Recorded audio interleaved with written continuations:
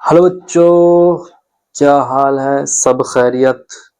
चलो, उम्मीद करते हैं कि आप तमामी हजरात बखैर व आफियत से होंगे और ये भी उम्मीद करते हैं कि आप पिछले वाले लेक्चर को कंप्लीट करके आए होंगे, क्योंकि अपन सीक्वेंस में चलेंगे। हम लोग पूरे सीक्वेंस में चलेंगे और 2-3 महीने के अंदर पूरा सिलेबस कंप्लीट कर देंगे। और भाई लोग फिर आज के बाद क्रैश कोर्स से स्टार्ट करेंगे, उसमें भी रिकैप करवाएंगे और पूरे सारे ऑब्जेक्टिव सब्जेक्टिव सारे क्वेश्चन करा देंगे।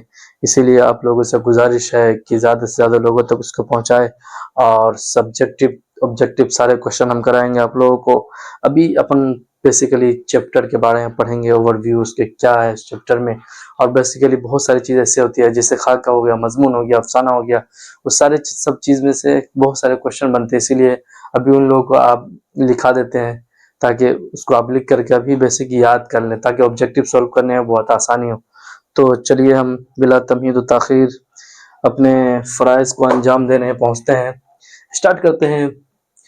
ये 12th का उर्दू है, लेक्चर नंबर 1 है बेसिकली मजमून, जो कि जिस मजमून किस नाम से, मिट्टी के तेल के नाम से।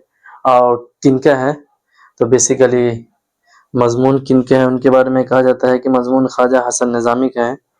तो अभी मजमून के बेसिकली मजमून के बारे में जानेंगे कि मजमून क्या चीज़ है। तो मजमून कहा जाता है कि आम तौर से किसी खास मौजू पर जो तहरीर कलमबंद की जाती है उसे अदबी इस्तिलाह में मजमून कहते हैं। यानी किसी खास मौजू पर जो तहरीर, यानी जिस तरह के ऐसे या जो तहरीर कलमबंद की जाए, यानी जिस तरह की राइटिंग स्किल हो आपकी किसी खास मौजू पर, उसको मजमून का अदबी इस्तिलाह में। जो कोई भी मौजू आलिमाना हो सकता है या ज़रीफ़ाना हो सकता है, इंशाइया हो सकता है, तो आगे बताएंगे मजमून के बारे में। फिर देखते हैं गैर अफसानवी अदब से, यानी अफसाना ना हो उसमें, लेकिन गैर अफसानवी अदब से ताल्लुक़ रखने वाली ये सिर्फ अपनी गुनागू खूबी मतलब बहुत सारी बेहतरीन बेहतरीन खूबियों की वजह से मरकजियत की हामिल है। यानी मजमून को बहुत ही ज़्यादा मरकजियत हासिल है, यानी मकबूलियत हासिल है। उनके अंदर बहुत सारी ऐसी खूबी है जिसकी वजह से। फिर मजमून के मुतअद्दिद अक़साम है, यानी बहुत सारे डिफरेंट टाइप के उसके डिफरेंट टाइप्स हैं उसके। तो बता रहे हैं कि मुतअद्दिद अक़साम है और अक्सर मौजू या मौजू है, मौजू या अंदाज तहरीर की वजह से उन्हें अलग से पहचाना जाता है। यानी जिस टाइप का मौजू होगा, आलिमाना मौजू होगा तो आलिमाना मजमून बोलेंगे, ज़रीफ़ाना होगा तो ज़रीफ़ाना। तो इसीलिए बोल रहे हैं कि अक्सर क्या होते हैं, मजमून के मुतअद्दिद अक़साम है और अक्सर मौजू या अंदाज तहरीर की वजह से उन्हें अलग से पहचाना जाता है। यानी उनका क्या मौजू होगा, किस टाइप का होगा, इस तरीके से अंदाज तहरीर की वजह से अलग टाइप से पहचाना जाता है। ठीक है, जिस तहरीर में लिखने वाले का नुक्ता नज़र का मतलब ये हुआ कि बेसिकली उनका मतलब कंसर्न क्या है, उनका मतलब क्या है, उससे क्या चाह रहे हैं। तो नुक्ता नज़र इल्मी हो, यानी इल्मी अंदाज में वो बयान कर रहे हैं, और तहरीर का अंदाज भी आलिमाना शान का हामिल हो, यानी लिख रहा है तो एक लग रहा है कि आलिमाना इल्मी तौर पर इल्मी मौजू का बयान कर रहा है, इल्मी चीज़ के बारे में बता रहा है, तो उसे आलिमाना मजमून कहते हैं। ठीक है भाई लोग, उम्मीद करते हैं कि आप लोग अच्छे से समझ गए होंगे और अच्छे से समझने के बाद ज़्यादा से ज़्यादा लोगों तक उसको शेयर करेंगे।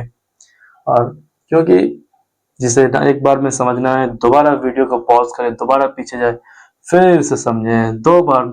इसको लग रहा है कि ज़्यादा धीरे धीरे समझा रहे हैं, इसको 2x पे देख लें। इसको लग रहा है बहुत ही जल्दी समझा रहे हैं तो 0.5x पे देखें, और धीरे देखना है तो 0.25x पे देखें, और ज़्यादा स्पीड देखना है तो 3x पे देखें। चलिए भाई लोग आगे बढ़ते हैं। देखते जिस अब एक चीज़ और है, ये कह रहे हैं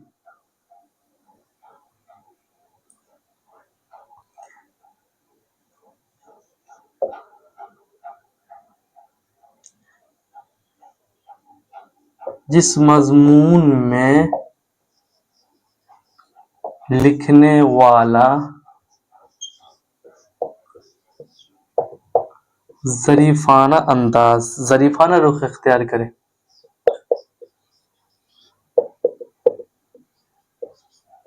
ज़रीफ़ाना रुख इख्तियार करे उसे ज़रीफ़ाना मज़मून कहा जाता है।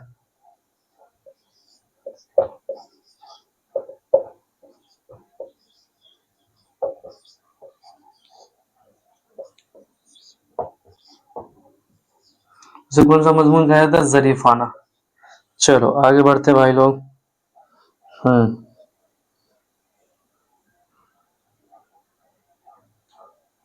और जिस तहरीर का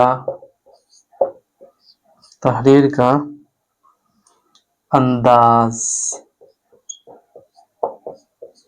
ज़ाती हो, ज़ाती या निजी, निजी तरीके से,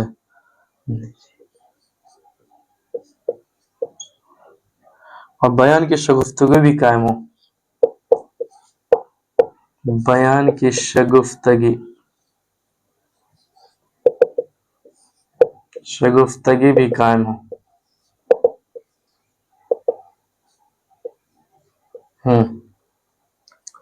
उसे इंशाइया कहा जाता है।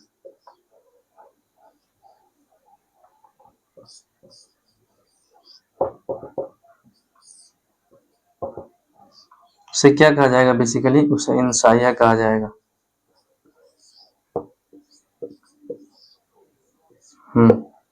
चलो एक पॉइंट और देखते हैं।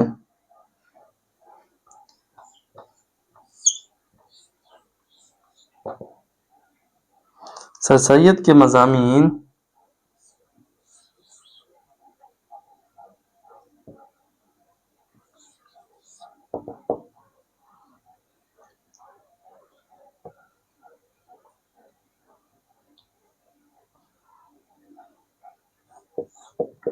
उनके ज़माने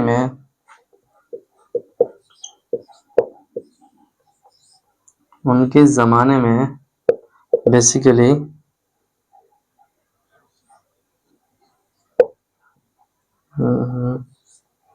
मज़मून नवीसी,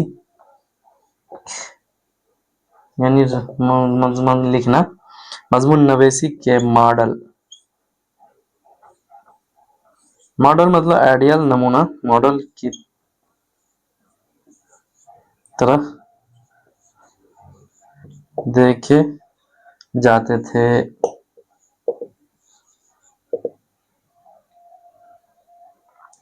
एक पॉइंट और है, बोलते हैं हाल ही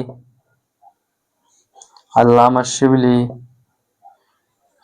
हाँ चलिए अल्लामा जो लीजिए बहुत ही मकबूल शख्सियत है, अल्लामा शिबली, ठीक है, और से लेकर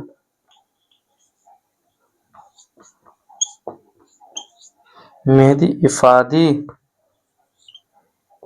तक हर अदीब ने ऐसे मज़ामीन लिखे, या सारे अदीब ने?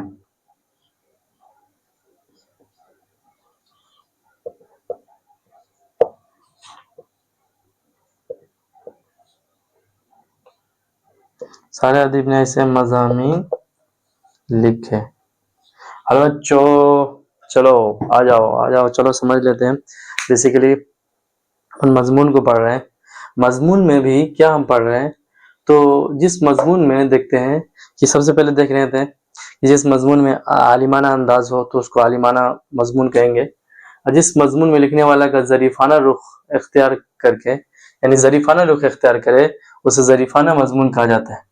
ज़रीफ़ाना रुख इख्तियार करे तो ज़रीफ़ाना मजमून कहेंगे। जिस तहरीर का अंदाज ज़ाती या निजी हो और बयान की शगुफ्तगी कायम हो, उसे इंशाइया कहा जाता है।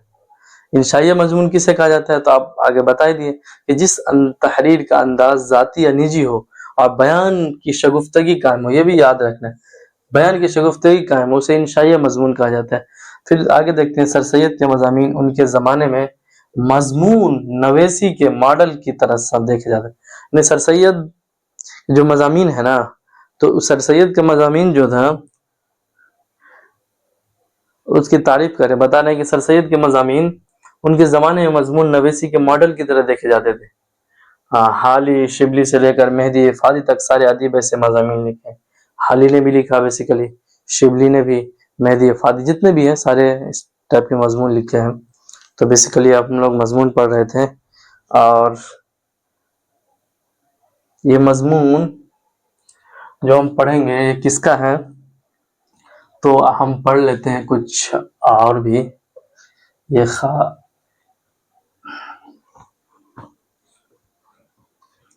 जो मजमून है मिट्टी के तेल के नाम से, हम सोच रहे हैं कि उसको अगले लेक्चर में पढ़ाया जाए। मिट्टी का तेल, हाँ ठीक है। चलो भाई लोग, तो हम यहीं पे अपने सफ़र को रखते सफ़र बांधते हैं, वहीं पे आप लोगों को अलविदा कहते हैं।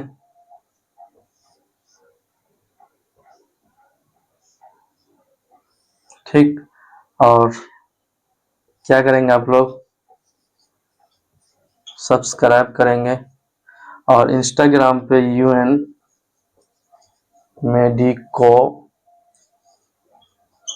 वर्ल्ड आप लोग हमें फॉलो कर सकते हैं। वहाँ पे DM भी कर सकते हैं, कोई किसी कुछ भी पूछना हो तो वहाँ पे पूछ सकते हैं। और ये बेसिकली बायोलॉजी वालों के लिए है वहाँ पे, और आप लोग का भी बन जाएगा, यहाँ पे आप लोगों को नोटिफिकेशन मिलेगा। NGS नदवी ग्लोबल स्टडीज़ का भी, ये है मेडिकल बायोलॉजी वाले के 12th नीट वालों का, उस पर भी आप लोग हमें DM कर सकते हैं, उस पर भी रिस्पॉन्स आपको मिलेगा। चलिए तब तक के लिए अल्हम्दुलिल्लाह।